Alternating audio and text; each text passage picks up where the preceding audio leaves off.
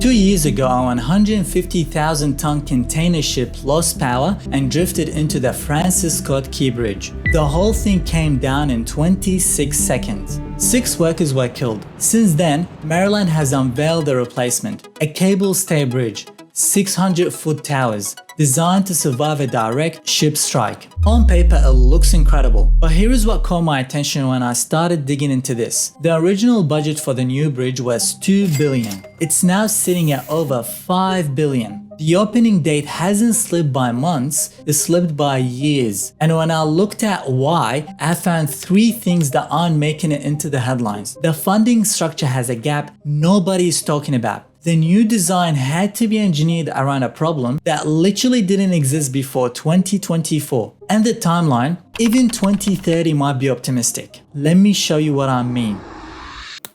Because when this collapse first happened, no one really knew why it happened. But after the investigation report was finally published, now we know a lot more.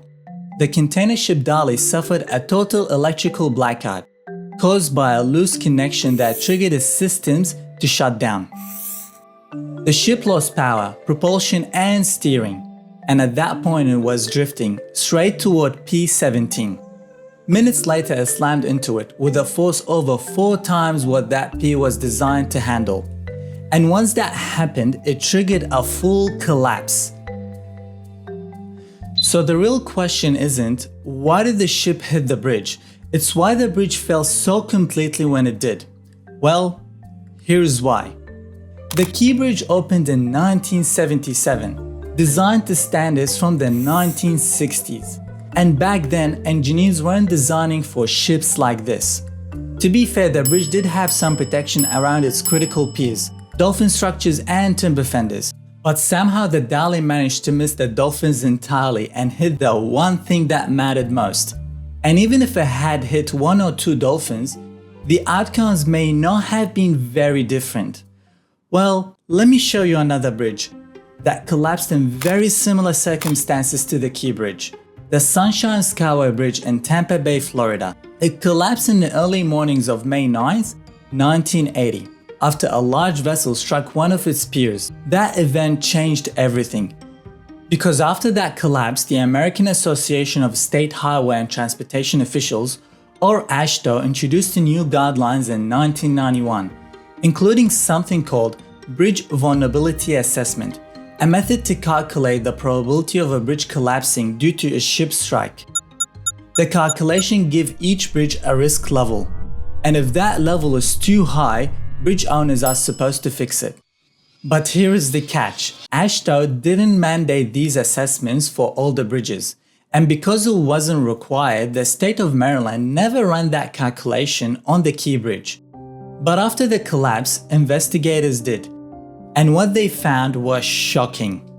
The Key Bridge had a risk level almost 30 times higher than what's considered acceptable. So this wasn't just a bad luck, it was a modern ship meeting an outdated design. To now make the same mistake 50 years later, that's exactly what engineers are trying to fix this time. So what are they actually building here? In February 2025, Maryland revealed the new design, a modern cable-stay bridge.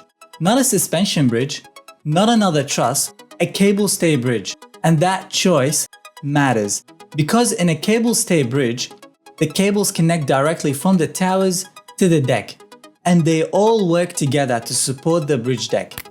Each cable shares part of the load, but let's say one cable fails. In this case, I am cutting one of the strings. The bridge doesn't collapse. Now that doesn't mean nothing happens. The load redistributes to the remaining cables, because the structure is designed to handle that. You might get some movement, some extra stress, but not a total failure. This is what engineers call redundancy, and it's something the old bridge didn't really have. Because the original Key Bridge was a continuous steel through truss, and in this type of structure, if one critical element fails, like a pier, there isn't always another path for the load to take, which is exactly what we saw. One pier failed and multiple spans came down with it. Now here's another key difference with a cable-stay bridge. Each tower mainly supports the spans directly connected to it. So instead of behaving like one continuous system, the structure is broken into sections. If something were to happen to one of those pylons, the damage is far more contained. Now that doesn't mean it's minor, but it's far less likely to trigger a full collapse. And that's the shift in design philosophy, from progressive collapse to localized failure. But that's the theory.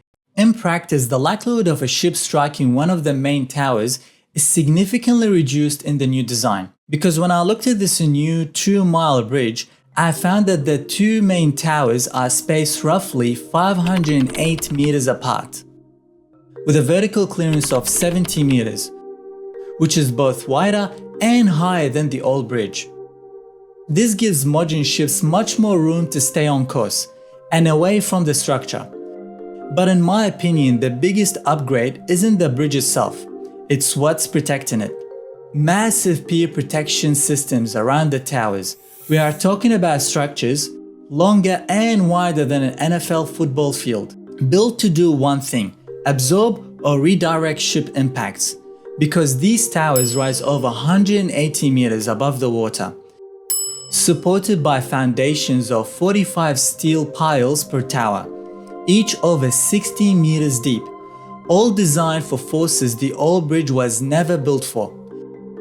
Now what about traffic? Interestingly, they are not increasing capacity, so the new bridge will still carry 4 lanes in total.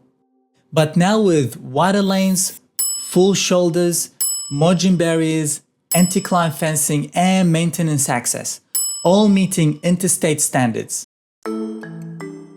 So great, they've got a design, they know what to build, and they've even started early works. So why isn't the bridge already going up? After everything we just looked at, the new design, the protection systems, you would expect construction to be well underway. And I guess that's the question most people in Maryland are asking. Normally, you fully design a bridge and that takes time. Then you build it and that takes even more time. But here, because of how critical the link is, Maryland is doing both at the same time. It's called progressive design build, which allow for construction to start before completing the detailed design. So yes, work has started, just not the part where you start to see towers going up, which is usually what people get excited about. It's definitely more exciting than what's happening right now. But what's happening right now is far more critical, because before you ever see cables, there's a lot that need to happen first. Demolition of the old bridge, pile testing, and foundation construction. And this is where things slow down, because half of the bridge sits over water.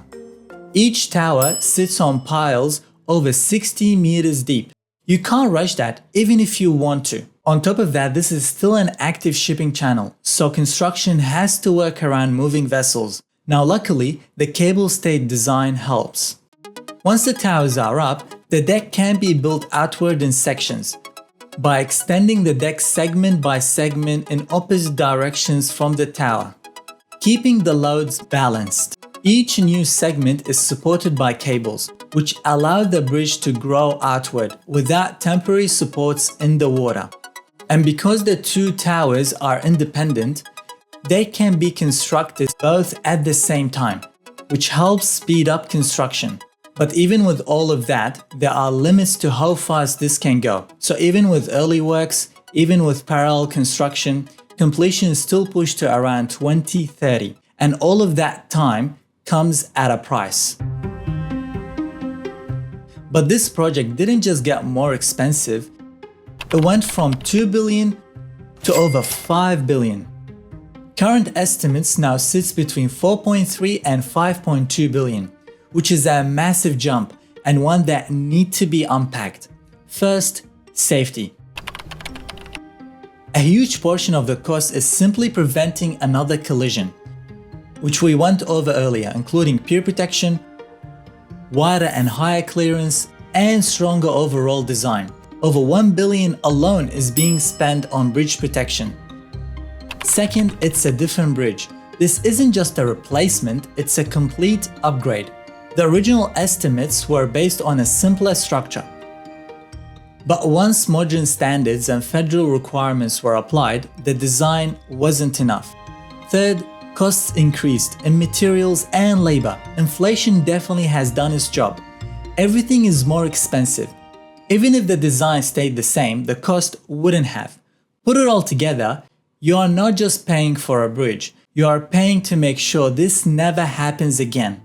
Meanwhile, over 34,000 vehicles a day, with around 10% trucks, are now forced onto alternate routes, primarily Fort McHenry Tunnel and Baltimore Harbor Tunnel.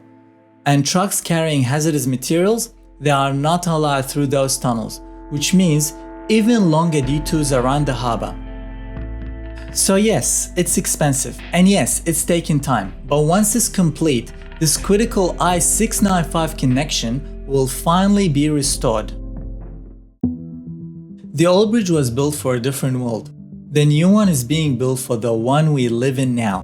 And if this bridge was almost 30 times riskier than what's considered acceptable, it makes you wonder how many others are still out there.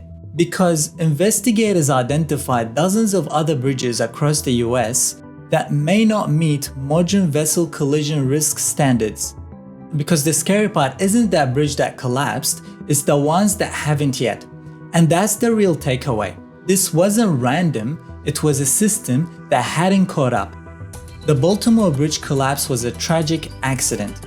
When it first happened, I made a full video where I animated the entire collapse sequence, including more details on the Dali and why the tugboats didn't remain with the ship before it passed under the bridge. You should definitely check that out after this. And if you enjoy this type of content, consider subscribing so you don't miss my next upload. Thanks for watching, and I'll see you in the next one.